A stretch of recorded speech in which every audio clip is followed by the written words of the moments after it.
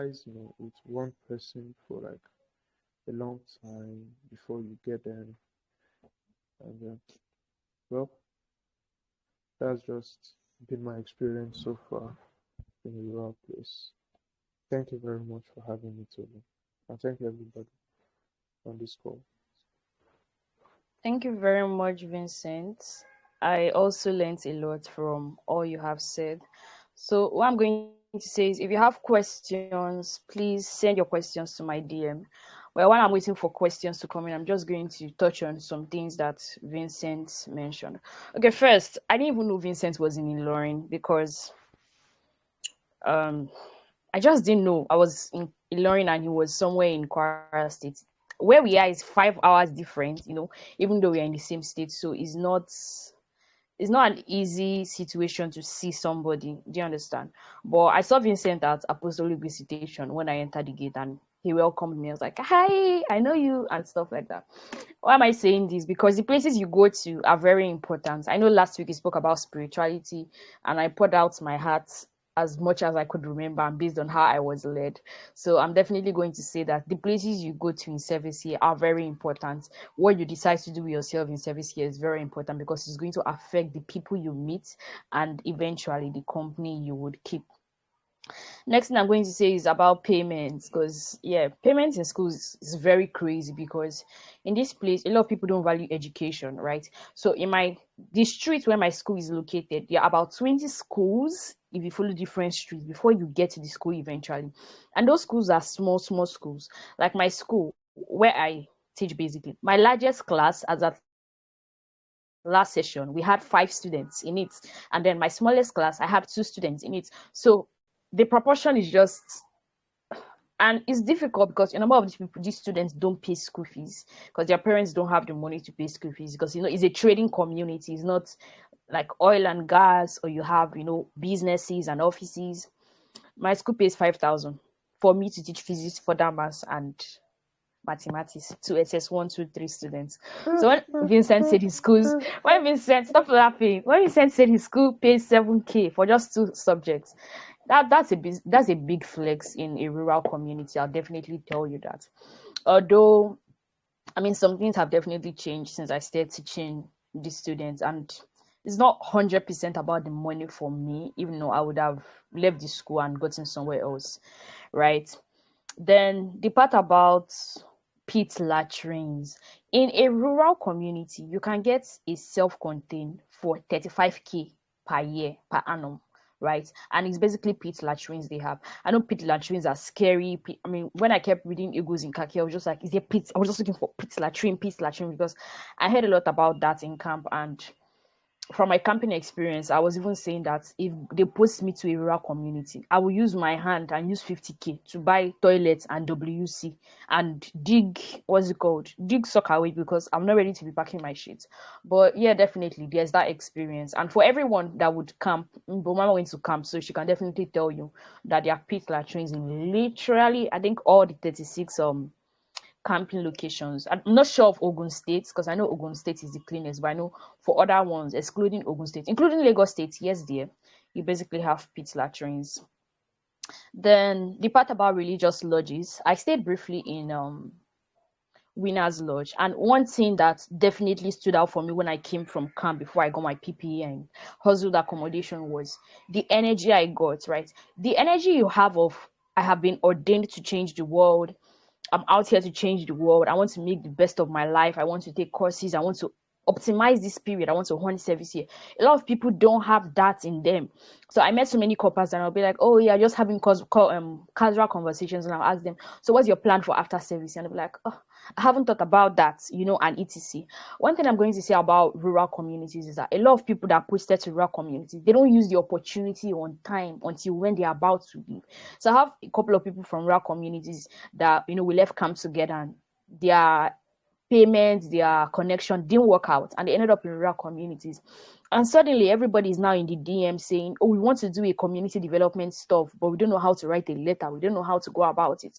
But initially, for the first 5 months or for the first 3 months, this same set of people were just planning to, redeploy, just planning to like Vincent would say, let me come on 31st and go on first. They were not planning to make the use of the opportunity.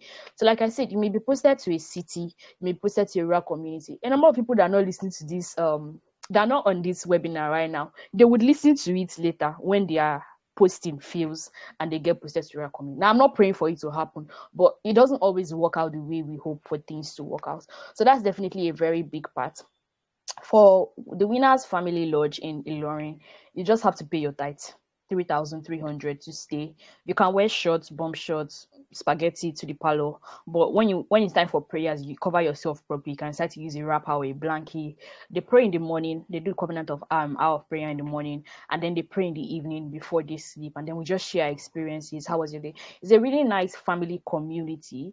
Then they have a general kitchen, but they don't cook in the same pot. So you can bring your pot and cook for yourself and then keep your own pot. It's really clean, but it was just that mindset, and then privacy for me, because I knew I was going to have meetings. I knew I was going to start this kind of webinar thing, but I've had a lot of meetings before this webinar, and I don't want to be having a meeting and then somebody's like blasting speakers, noise pollution basically. So that was definitely another thing. Now, another thing with lodge is that I did not mention in the third webinar. I haven't uploaded it because I'm not impressed with the video quality. But for the sake of value, I think I would upload it because people would have to listen to that before they can get the best out of this particular webinar. Sorry, excuse me.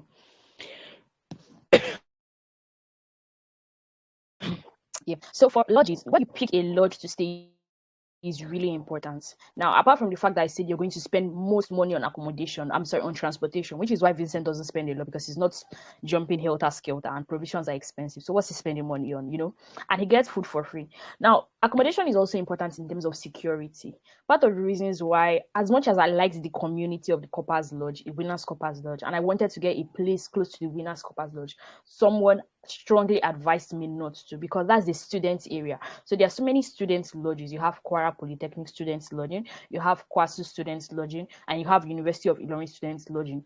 And two of those schools are very notorious for drugs and NDLEA raids and so on and so forth. So you don't want to get accommodation in an area that has plenty students. As much as it may be quite cheap and you have so many lodges clustered in that area, it's also prone to, God forbid, AFCC breaking your door and coming in to raid students. That's why you see situations where coppers complain that their places have been raided is part of that. Then in terms of value and things that Vincent talked about, I noticed in this place that because it's a Muslim community or an Islamic community, women cover their hair a lot. So if you're not wearing a hijab, you're wearing a scarf, your hair is always covered. So on days where I decide to, carry my fro out, it's like, what are you carrying on your hair? It's like, why when people are not talking but they are literally judging you. And the first time I went out with my fro, I remember the keke guy, he literally told me that I was even wearing khaki that day. NYSC uniform means two things. In some occasion, it can mean billing, like they should drag money from your hand. And in some occasion, it can mean we should show you mercy, right? So it's a two-edged sword, that NYSC uniform. And then this keke rider the keke was filled, so he was literally just saying it open that he showed my father has wired me 50K to make my hair. And in my head, I was just like, is it because my hair is full that it makes him think that my hair is going to be 50K to make? I mean, maybe one day I will get to the point where I spend 50K to make my hair. Amen. Amen. But that's not now. So there's just so many misconceptions, and it doesn't necessarily make me feel comfortable. Even when I got this accommodation, when I would come out, everybody would say, oh yeah, the copper, I heard the copper is staying here. Yeah, the copper is staying here. Just copper, copper, copper, copper, copper, copper, copper, copper. So yeah, that's definitely another thing. And there are mosques say mosques. Yay. And this thing is going on YouTube. There are mosques everywhere, right? Because my house too, there's literally mosques that way. It's an Islamic community, but Kwara State is not as judgmental as certain areas in the north, right? There was a day I got into an argument with a guy, and his problem was that I sat beside the keke rider in front, and it's unsafe for women. And who am I sitting there that I should sit at the back? That is men that sit there. And my own thought pattern was different because I hate entering keke and Yoruba women will start speaking Yoruba and beg you to carry their 7 children for one seat. I just didn't want to be in that situation. Or when you enter a keke and people will not start fighting like it's their father's car. I'm sorry, but respectfully, save money and buy a car. It's not about you want to sit by the edge of the keke or you want to sit by the middle. People do that stuff a lot, and I don't like it. And especially when I'm going to a place where I don't know and there's a milestone, maybe stop at XYZ filling station. I like to sit beside the rider, even though it's not a very comfortable seat, right? Because it's easier for me to see ahead and say, stop, and then I come down from it. So that's definitely that. Yeah, I get the part about Igbo things and Igbo food. It can be really expensive. It is really expensive. There's a major market here, and that's where I met just basically it's like two women that sell Igbo things. One basically just brings crayfish and the rest from River State. The other one brings, afang soup from Lagos. That's from Akwa Ibom to Lagos, from Lagos to Ilorin. And that was just in January. I cooked that, and then I think it was last month that a core member from my PPA gave me afang to cook. And I don't like Yoruba palm oil. Maybe it's just Kora palm oil. I don't know, but I grew up in River State, and then the palm oil is Igbo palm oil definitely. And Yoruba palm oil just has this residues, like almost when you eat something Yoruba palm oil, you start having sore throats. But Igbo palm oil is 1,300 for small bottle of water that is 100 naira size, and then Yoruba palm oil is like 700 naira now. So there's definitely that large disparity in price, and if you try to negotiate they'll tell you the price of shipping and things like that. Yeah, Thursdays are CDS, and CDS days are really really important because you get to not come to school. One thing that a number of core members do not take as very important because of the nature of maybe the community they are coming from, or household or school, is negotiating your what's it called, negotiating the price that your school is going to pay you. That's a very important factor. So you really have to negotiate it, even though you won't get paid. I remember after my first month of working, when salary was paid, it was my clearance day, and I wasn't in school, and I didn't know that people were paid. It was almost like you are too comfortable to even be collecting 5K. I don't know, do I look like money? Do I look like money? Do I look like money? I don't know. But yeah, Yeah. that's definitely that. And one major problem I also had when I was getting accommodation, I know it was going to be a problem for me, was dustbin. I'm not somebody that would throw dustbin inside gutter, right? I mean, I'm trying to do all these sustainability things. So if I now start throwing dustbin inside gutter, it's hypocrisy. And I don't think I will sleep well at night. So when I got the accommodation, the first question I asked the landlord, because the landlord lives in the compound, but not in the same house, definitely, is how do you dispose your dustbin? So it would help me have an idea of how to dispose my dustbin. And that was like the major problem I had. Then for schools, this is something I didn't say in the third webinar. Most first class graduates that are posted to schools are usually posted to universities or polytechnics. It's only on rare occasion that first class graduates end up in secondary school. And like I said, batch C, stream 2 in particular, most of you are going to go to schools. It's not about die by fire or no die by fire, because batch A usually get posted to the ministry. So by the time you guys are coming, the ministries are filled. Batch A, in fact, sometimes people that don't even merit to be in ministry, they end up in ministries. So let me check if we have questions. If no, we could call it an evening. Yeah, I see a question. It says, hi, concerning the lodge, which is better? All right, thank you very much for that question. Now, to be very honest, I'm going to say it is best to stay alone. But again, everybody's pocket is not the same, and accommodation in certain places are not the same. For instance, right, my accommodation, I got it for 80K. That's without agent fee, but with agent fee, it is 100K per year. It is a big, self-contained, with toilets, with bathroom. There's no light. Even I would have just done a quick, and shown you guys, but maybe next meeting we can do that, right? It has toilet, it has bathroom, it has a veranda, and it's a compound. It's a safe compound. It's not inside the road. For most lodges, they are inside, streets, and you would have to walk maybe 10 minutes before you can see a motorcycle and stuff like that. The best advice would be stay alone or stay with someone of like-minded faith. That's why if you see an eagle and the eagle is willing to stay back, you can go ahead and end up staying with an eagle, or someone you trust, or someone you feel you are from a similar community, or you have sort of similar spiritual conviction. Again, it depends on what you want to make out of service here.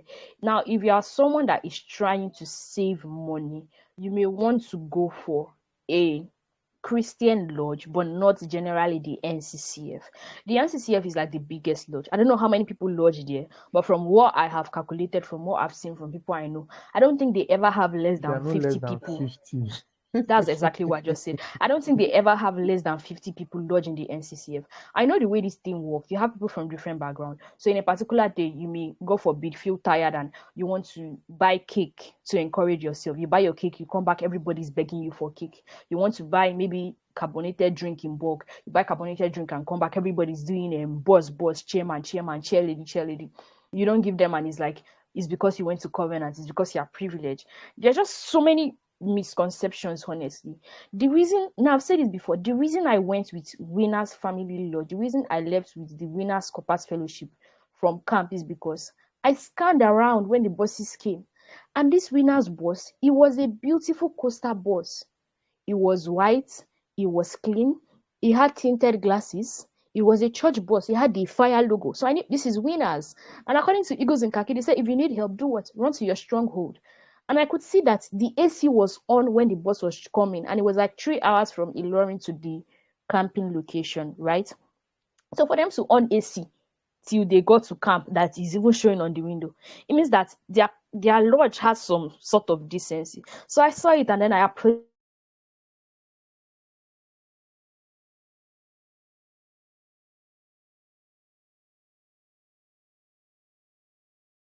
the.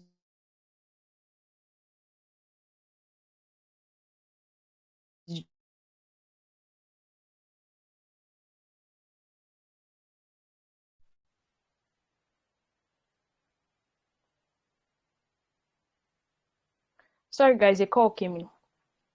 So he asked me where I was posted to, and then I said I was posted to Ilorin's house. And he said, okay, use your PPA is actually close to the family house. That's another thing. You don't just want to enter vehicle from camp because the vehicle is looking nice. You also want to be sure that it is close to your PPA so that you don't spend 700 naira just to go to your PPA and 700 naira to come back because you are trying to sort or clear documentations. And he didn't lie. From that place to my PPA was about 117 naira, right? It was 117 naira I spent, if I remember well, 120 naira. Basically, it wasn't even up to 200 just to go to my PPA, right? So it was cheap for me, and I said, fine. So I entered inside. I told them I was going to go. They counted the number of core members they were going to carry based on the space they had.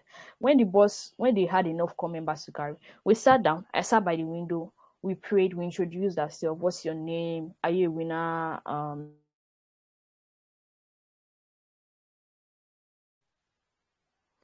Yeah, so basically we just introduced ourselves, and then they told us to pay 1,000 naira. So we paid 1,000 naira. I feel like this thing is lagging. Can you guys hear me clearly? Yes, but you're lagging, actually. All right. I think it's better now. So we paid 1,000 naira. And then from the 1,000 naira, they bought us carbonated drink. I don't remember if they got us food, but I remember they gave us carbonated drink. And we sat in the AC bus for 3 hours, slept, opened my eyes, and I was in Ilorin City. And it looked really beautiful and calm. It doesn't have that Lagos madness of plenty cars and choking environment. We went to the pastor of the local church, greeted the pastor, and then they just basically told us about the family house, went to the family house, met people. People were even excited to meet us. They told them to send videos so that they can find babe before we even come. So yeah, we got to the family house and met people. It was beautiful. I met a guy that comes. His father is a lecturer in CU. And I knew because I saw him wearing one of those CU. He was wearing TMC sports shirts. So I vibed with that guy a lot, definitely.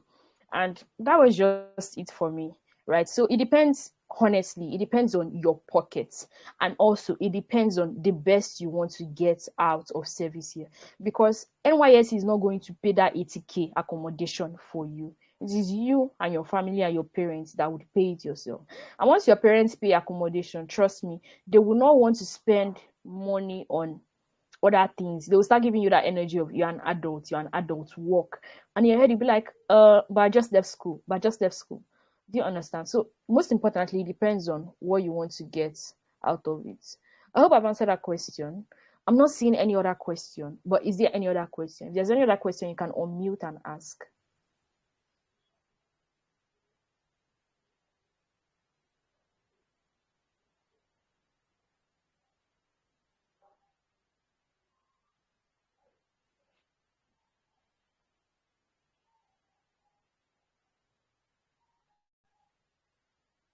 So I'm guessing we don't have any other question.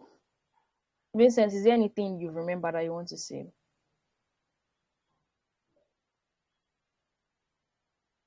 Yeah, there was something about writing.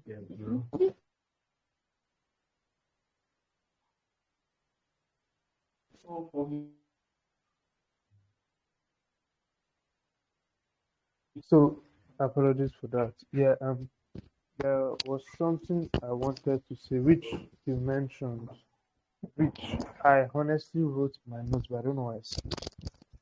It was trying to make impact, like teaching them is just is just one of the instances you can make impact. Like just you need to realize that you are not a teacher, you're a copper, and it might not seem the same, but it's a huge difference. Those students cannot relate with um, the teachers like they can relate with you. So you should use that leverage to try and teach them some one or two, help them realize that they can be better, because a lot of them, they don't just believe in themselves. Like, for the most part, they believe that after after school they work on the farm if they are lucky enough. If they are unlucky, for them being unlucky is going to school in the university. So you just use that, being a teacher as some form of encouragement to them.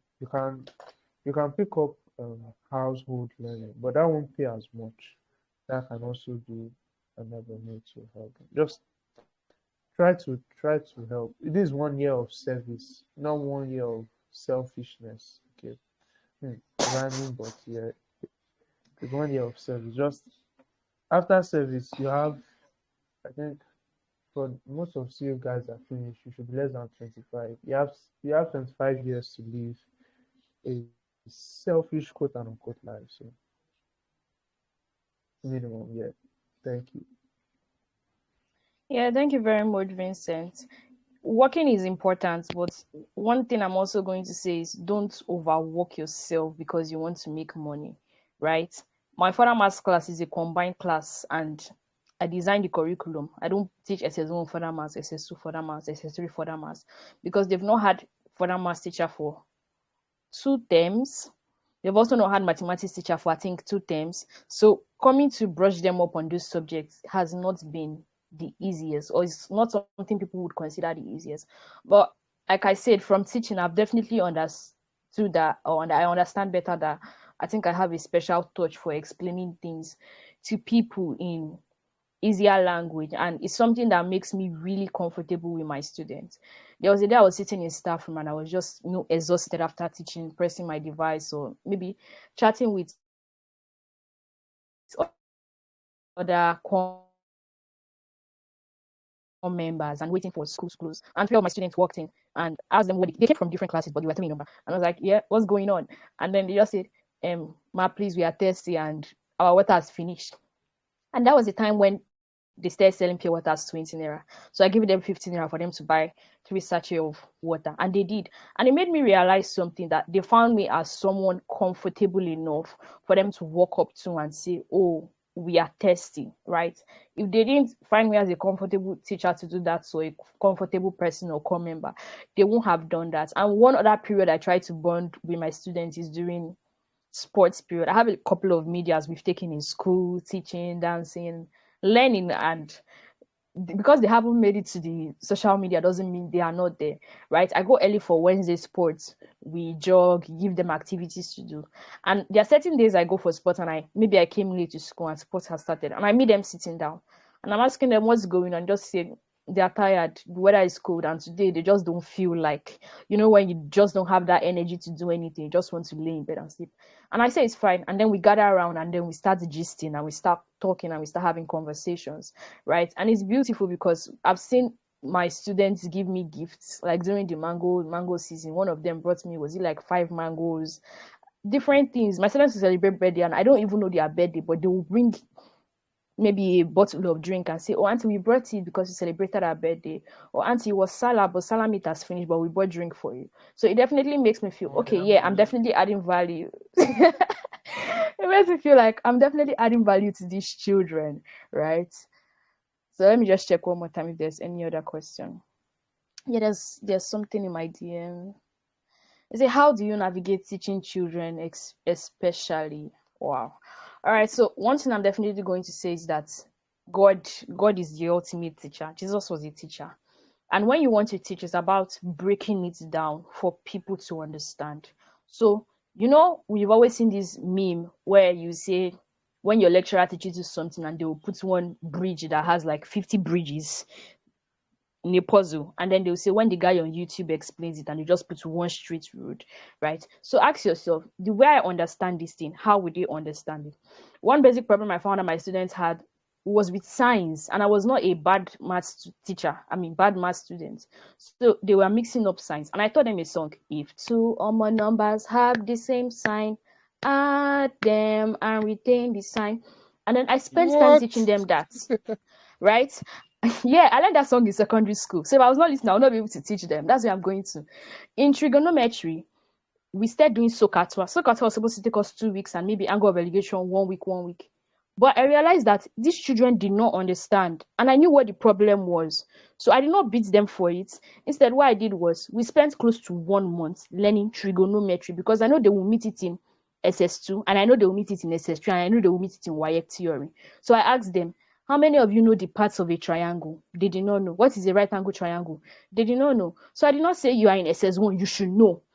I sat down with them and we started from the fundamentals. What is this? Is a right angle triangle. This is this is that. And then this is opposite, this is hypotenuse, this is adjacent, right? And hypotenuse is always the longest part on the right angle triangle, but the other parts of the triangle depends on the angle. So explaining opposite and adjacent was work.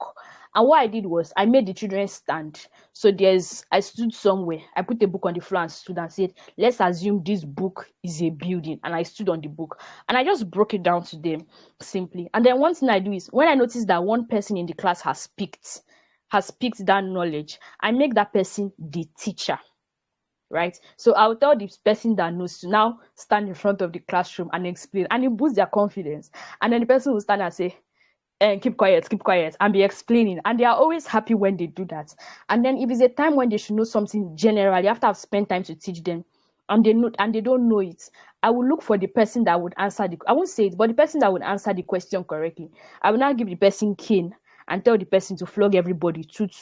And I'll tell the person, if you don't flog them well, me, I will flog you. So after doing that, we would learn.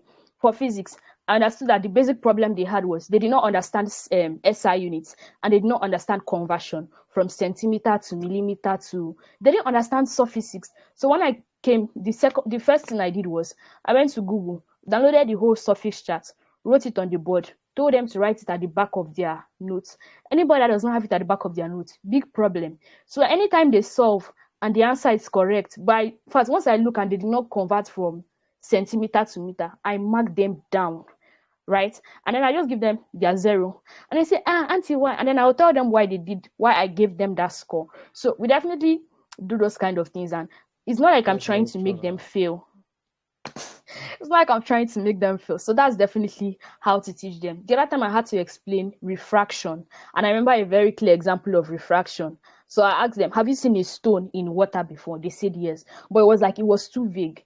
So I took a bottle of water and I put a stick inside. It was a half bottle of water, and there was clearly refraction because they are two medium, air and water. So that was how I was able to explain certain things to them. And then on few occasions, I give them maybe gifts, not necessarily gifts, but incentives, even for that maths, right? I'll tell them if you do not add this and this correctly, it would be bad. And I can tell you clearly that between first term and this term, there's a clear improvement. Now, I'm not going to say this person came first, this person came second, this person came third, but I can see all of them performing at their maximum. And some of them have never performed that good before. I had a student in SS3 that was what's it called? She was an art student, right? From SS1 to 2. But it was in SS3 she changed to science, and she has still been able to pick because she has the zeal to learn. And in this places, textbooks are not common. If you see my house, it's scattered with books because I brought books. I didn't know what kind of school I was going to, but I came ready. That's definitely another thing I would say. I had another student that had low self-esteem. The first time we wrote master, she was in SS3, she has graduated. So I asked her, I said, Sophia, what happened? Why are you not writing? She wasn't answering, just like, that's how other teachers do, that's how other core members do. So I went to my office, I marked everybody's script. I told her to follow me. I told her to stand. And I asked her what happened. She said she did not prepare for the test, so she could not solve the test. I said, okay. I said, I'm not the kind of core member that will tell you, get out, go and fail. If you want help, I will try to help you to a certain extent. And if I can't help you past that extent because you're not ready to receive help, then I would leave you alone. And then I asked her, I said, do you want me to help you? She was nodding her head. So I closed my eye and told her, I cannot hear you. Until I hear you say, help me or don't help me, that's when you will leave my front. So she was saying, until she finally said, help me. And I heard her and I said, okay. I said, I'm not going to give you 0 in your test. Go and read. Go and study. Go and prepare. When you are ready to write your maths test, come and meet me and then I will give you your own test to write. She went, she prepared for the test. She obviously used the same question I gave those girls. I repeated some of the questions, but I changed some of the questions. And there was a clear improvement. Someone that would always score half over 20, 0 over 10, literally scored, I think, 7 over 10 in that test. So it definitely made me understand that a lot of these people, they have foundational problems, right? And it affects their performance. So that's how I have been able to navigate um yeah, that's how I've been able to navigate it. It's not like students don't go to school, because based on the constitution, students should have access to education up until high school level. But a lot of people's parents can't pay. Right, in my school, when I came in second term, there were people that had not paid first time school fees. And then when the owner of the school now sends the children home to go and bring the school fees, the children will go home and sit at home for 1 week because their parents will say they don't have the money. So the owner of the school will now go back to the house of the children and beg the children to come. Remember, it's a school where my secondary school, the highest class is how many? 5. My lowest class is how many? 2. There was a little should I say misunderstanding. The students went and told their parents that they don't have further maths teacher, they don't have maths teacher, blah blah blah. So when I came to the school and they said I would teach them further maths, right? The students were not ready to learn further maths because it felt really hard. And then one of the teachers, should I say the only even full-time secondary school teacher they actually have, because we are like 6 coppers teaching different subjects in that school. Yeah, they use coppers a lot. Right? I think Angel have answered your question, but let me know in my DM if I've answered your question. She basically called the children and said, what you're doing is not good. When there was no further maths teacher, you went to tell your parents you don't have further maths teacher. Now you have further maths teacher, you don't want to learn. So you guys must come and learn. And she was forcing them. So we had a meeting in the class and I asked them, what is the problem? And they explained. So we picked simpler topics, we explained it better, and we've been doing fine. There was a day I used my further maths period. That was 90 minutes to basically explain gender roles, because we had problem with cleaning the board. And I'll tell them, any day I come to the class and the board is dirty, I will beat you, I will punish all of you, because it's a new whiteboard. But you guys will just allow marker to dry on it and spoil it. I know Vincent can understand that hustle, because some Graceland class board is alcohol you have to use to clean it. And that was what they were doing to new Well, whiteboards they I bought for can't I them. can't understand lately because we use blackboard now. They say So lately, lol. We went to the same secondary school, you can understand. no, I cannot. Anyway, that was that. And then the problem was the girls will refuse to clean the board because they think it is the boys' responsibilities to clean the board. And the boys will refuse to clean the board because they think it is a girl's responsibility to clean the board. I mean, we spoke, it's a mixed school, we have few Christians, Muslims, and I'm not ready to for that argument. So I calmed down, just prayed to God in my spirit, guide me, and we spoke general. And then I asked them a question. Have you ever had a copper teach you mathematics? They said no. Have you ever had a copper teach you physics? They said no. Have you ever had a copper teach you further maths? They said no. And I said, are you happy I'm teaching you? They said yes. I said, so I am a woman. If I now decide to stop teaching you because I am a woman, then you people will go and look for a male to teach you. And then all the boys just kept quiet and they're like, anti-teachers, anti-teachers. So there are certain, I mean, we definitely broke that down to the foundation that it's not a function of a woman's gender. If someone is capable of doing something, she should go ahead to do it. And in the midst of having that conversation, the owner of the school came in and he said, what period is this? I said, for that math. He said, what are we learning? I said, we're learning about life. And he said, further maths. I said yes, because they're not just in school to learn about further maths, right? That may be the only opportunity those people would have in their life to learn about gender roles. Because I've seen strange things. I've seen boys in that school carry bunch of broom and they are chasing girls and they are flogging them. So I'm not just going to sit down and tolerate things. That was my period. I had to make up for that period later. But did the children learn? Yes, definitely. And do I feel the love and energy that they have learned? Yeah, I definitely feel that. So I've answered Angel's question. This webinar today has definitely taken way more time than I thought. But I'm happy you guys joined. I'm happy you guys learned, and God willing, everything will be uploaded soon. Thank you very much, Vincent. Thank you guys for joining. Thank you very And much. see you in our next Thanks for webinar. joining. Bye. Have a nice week.